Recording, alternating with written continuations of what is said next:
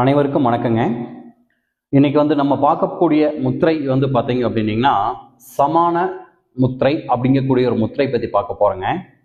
அதாவது உடல் நோய் எதிர்ப்பு சக்தியை அதிகப்படுத்தக்கூடிய முத்திரை இந்த அருமையான முத்திரைங்க.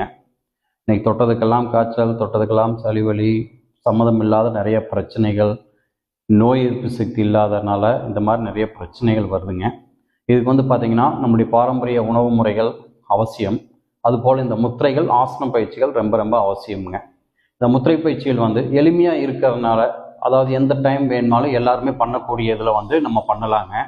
அதனால் இந்த முத்திரைகள் நீங்கள் பண்ணக்கூடியது பார்த்தீங்கன்னா காலை மாலை இருவேளையும் எப்போ வேணுமாலும் இந்த முத்திரைகள் பண்ணலாங்க.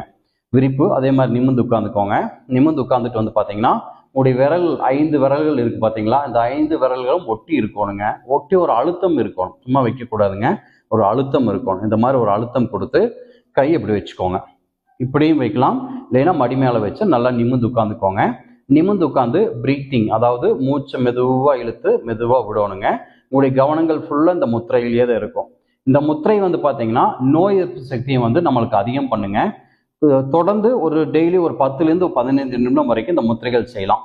குழந்தைகள் ஒரு 12 வயதுக்கு மேலே இருக்கிறவங்க இந்த முத்திரை செய்யலாங்க. மீண்டும் நாளை சந்திப்போம். நன்றி, வணக்கம்.